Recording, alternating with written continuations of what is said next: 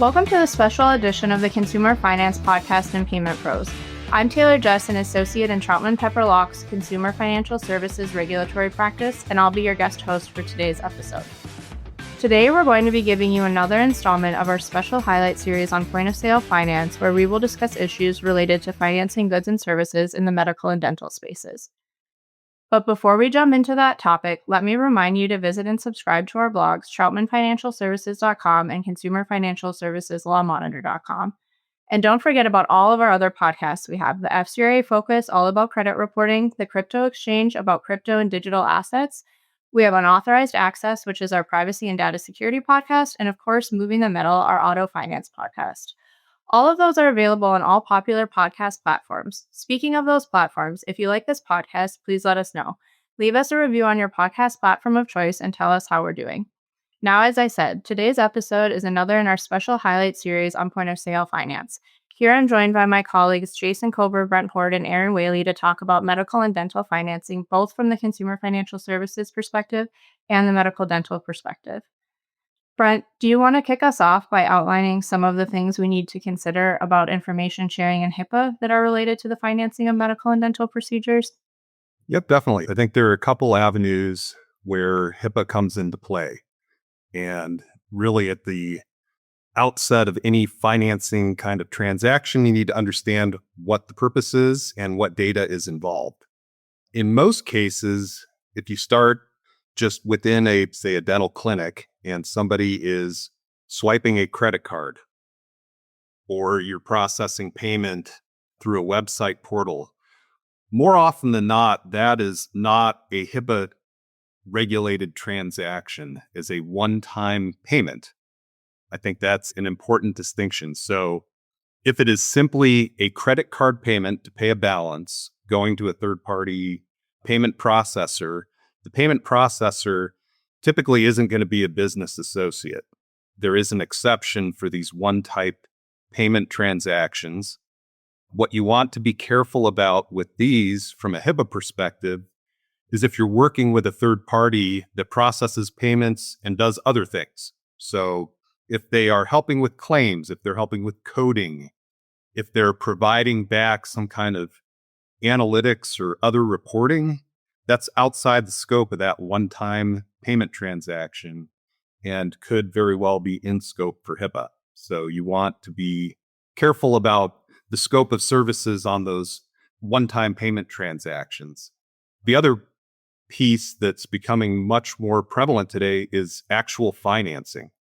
And if you're looking at those types of transactions, often there will be an offer within the practice that we have financing available. Some of these procedures are very expensive. They may not be covered, but they're necessary. So if you're looking at the financing transaction and where HIPAA could come into play with that, it really depends on data sources and the involvement of that third party providing the financing, what they're doing and how they're handling data. So from that perspective, as an example, a dental practice has a sign that says we offer financing. It refers to a third party that offers the financing. But the dental practice, other than putting up that sign, isn't providing additional information to that finance company. The individual maybe scans a QR code or something and then goes, completes the application, does all of that, and the transaction is processed and paid back to the dental practice. In that case, you're probably not within HIPAA world because the individual has provided all the data. There's not an exchange of information necessarily with the dental practice. And, there could be exchanges there, so you want to be careful with it. But that initial transaction where the individual initiates the financing, you don't have to worry about that. The other way that this comes up is when the practice itself actually is either looking at upcoming procedures or possibly pre-screening services for financing. In that case, that third-party financing company is going to be receiving a list of either patients or procedures or other information from the dental practice, and that is a disclosure of PHI to the financing company. So that is in all likelihood going to be a business associate relationship between the parties.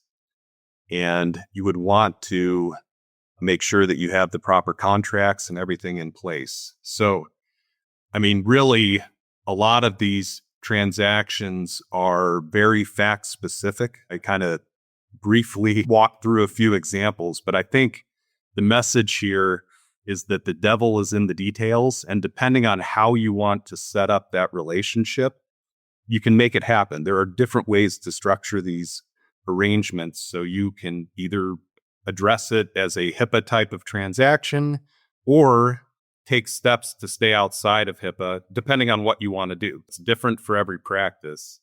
But I would encourage you, if you're thinking about implementing some type of financing relationship, to reach out and ask somebody for help getting this set up, because there are a lot of potential nuances and pitfalls along the way. Thanks, Brent. That was really helpful. Aaron, I know there are also some, varying practical considerations depending on the type of procedure that's being financed. For example, if it's orthodontics like braces versus maybe a more elective medical spa service or a hospital or clinic service or an assisted device like hearing aids. Do you think you could share some thoughts on what people should be considering there? I'd be happy to. So, we always recommend that providers start with their applicable state law. So, looking at the Medical Practice Act, looking at the Dental Practice Act to see whether there are any statutes and regulations that are on point, and talk about providers who offer third party financing. Right now, there are a few states that do. So, California and Illinois are examples. The Illinois law is specific to dentists and some disclosures that they have to give with respect to third-party financing. California is more general to all licensed types of healthcare providers and addresses both disclosures, where that third-party financing can take place, and information that has to be provided to the patient, regardless of the type of service. So always start with your state law. Once you get past state law and you understand your compliance obligations there, then you want to think about other types of practical considerations, like you suggested, Taylor, for the type of service that is being provided. Typically, it would be considered unprofessional conduct for a provider to withhold, let's say, emergency medical services pending any type of payment or agreement to participate in third-party financing. So if you're providing emergency services, of course, you wouldn't want to do that. We can contrast that with completely elective services that are not required to be provided within any special period of time in order to be effective. And there, it may make more sense to offer the third-party financing to give the patient the opportunity to think about it prior to receiving the service. And then there are, of course, gradations in between. So you want to think about that. You also want to think about requirements to provide a good faith estimate of the amount that the procedure will cost, and make sure that you're complying with that in connection with offering the third-party financing. And then you want to think about the difference between offering the third-party financing in connection with the payment of a patient's copay or deductible or coinsurance versus an elective service or one that's not covered by insurance. You may have different obligations with respect to that coverage. So you want to look at all of those various aspects, and as a provider, have policies and procedures in place to address those different situations and know how you're going to address them. And as a third-party provider of financing, you also want to understand the provider's obligations so that you can help those customers comply and feel more comfortable offering the financing. Thanks, Aaron. Those considerations are very interesting. Jason, Aaron briefly mentioned some state law considerations earlier. Do you want to tell us a little bit more about the consumer finance related aspects of financing medical and dental procedures? Yeah, thanks, Taylor. I think on some level, the focus on healthcare financing isn't new. In the early days of the CFPB, there was definitely consent orders and enforcement related to healthcare financing products, particularly focused on promotional offers and things of that nature. But I think we've observed just, in the last 10 or 15 years, a real explosion in the number of companies that are offering financing products, particularly in partnership with medical providers or dental providers. So with that, of course, comes some increased scrutiny. And as Aaron mentioned, there's at least two statutes that deal with this at the state level, the California Healing Arts Code and the more recent Illinois Dental Practice Act. These are somewhat interesting. Most of your clients and my clients, Taylor, are not dental providers. They're, folks that offer financing to medical providers. And the obligations on these statutes typically relate to the provider itself and not necessarily the financier. But many of the finance companies are integrated with the medical provider, like at the point of sale. So on some level, the difference doesn't really matter. It's kind of a point of contention one way or another. So the California one, I think, is maybe the first one that popped up on our radar.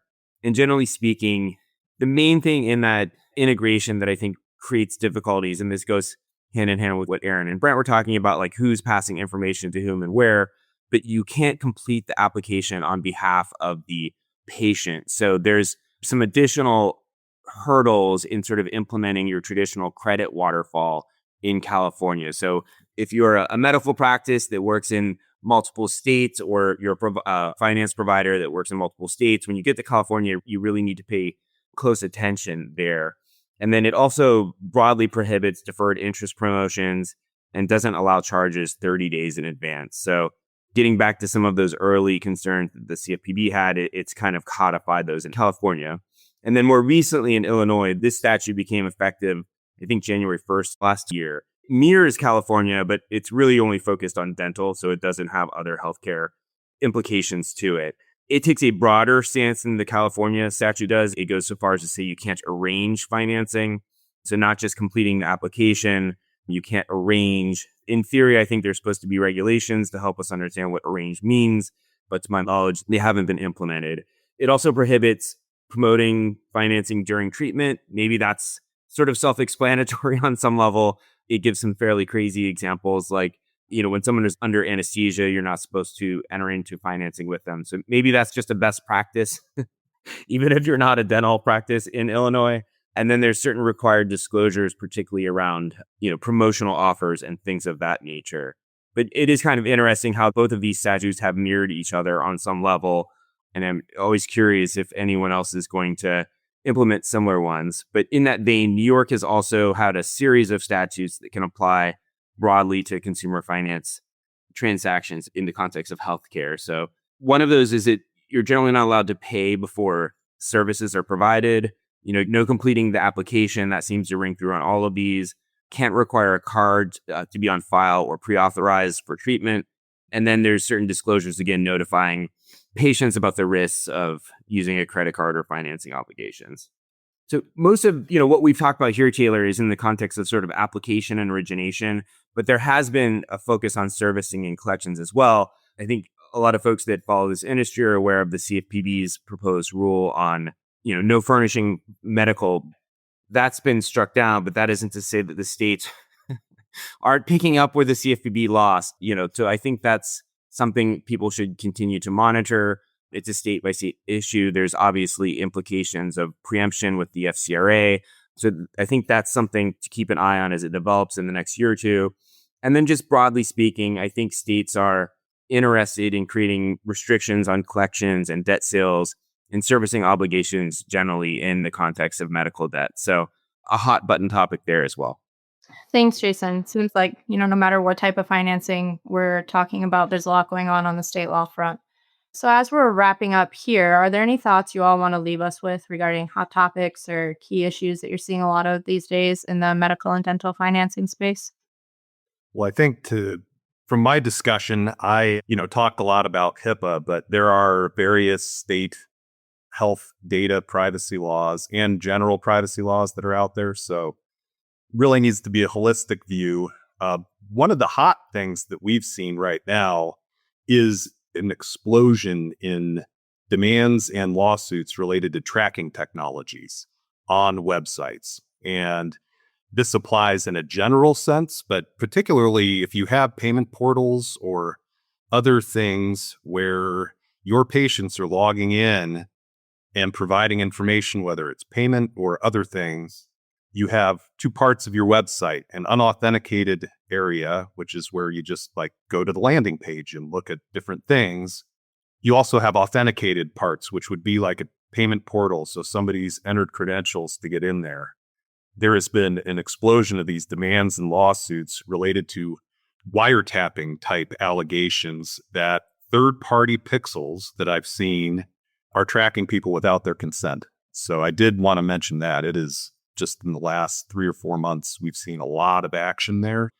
On your website, your payment portal, take a look at that. If you have third parties involved, look at what they're doing as well. I'd echo Brent. The action generally, I would expect certainly for the next 3.5 years will be at the state level. There's obviously a need for medical financing, as I think Brent and Aaron noted. A lot of these are very expensive procedures, so the financing becomes an ever more important component to folks. And I think the state reaction to governing those types of transactions should be interesting to observe here. You know, we keep saying this, I think, in all of our podcasts, Taylor, but on some level, it's a reaction to the lack of oversight at the federal level. And the only other thing I'd add is that as providers and the financing companies are setting up these relationships, I think Brent highlighted all the things to think about on the front end and the sharing of information with respect to pre-qualification and the like. I'd also think about the back end and what happens when there's a dispute. So what happens when a patient says that they didn't receive a service, or they received a service that didn't meet their expectations, and so they don't think that they should have to pay for it? And how are the parties involved in that, the patient, the provider, the financing company, going to handle that? From the provider's perspective, what information can they share with the financing company with respect to the dispute? And from the financing company's perspective, what information do they need from the provider to be able to adjudicate that dispute and make sure that those sharing mechanisms are set up on the front end so that you're not handling that in addition to the actual dispute? Thank you, Jason, Brennan, and Aaron, for being here with us today. I think we've done a great job highlighting some of the key issues for consideration in medical and dental financing. So let's leave this special series here for now, and we'll pick back up with another interesting topic on our next special joint episode for the Consumer Finance Podcast and Payments Pros. In the meantime, thanks to our audience for listening today. And don't forget to visit and subscribe to our blogs, troutmanfinancialservices.com and consumerfinancialserviceslawmonitor.com. While you're at it, why not visit us on the web at troutman.com and add yourself to our Consumer Financial Services email list. That way we can send you copies of the alerts and advisories that we send out, as well as invitations to our industry-only webinars that we put on from time to time. And of course, stay tuned for a great new episode of this podcast every Thursday afternoon, and look forward to the remainder of our series on point-of-sale finance coming soon to your podcast feed. Thank you all for listening. Copyright Troutman Pepperlock, LLP. These recorded materials are designed for educational purposes only. This podcast is not legal advice and does not create an attorney-client relationship. The views and opinions expressed in this podcast are solely those of the individual participants. Troutman does not make any representations or warranties, expressed or implied, regarding the contents of this podcast. Information on previous case results does not guarantee a similar future result. Users of this podcast may save and use the podcast only for personal or other non-commercial educational purposes. No other use, including without limitation, reproduction, retransmission, or editing of this podcast may be made without the prior written permission of Troutman Pepperlock. If you have any questions, please contact us at troutman.com.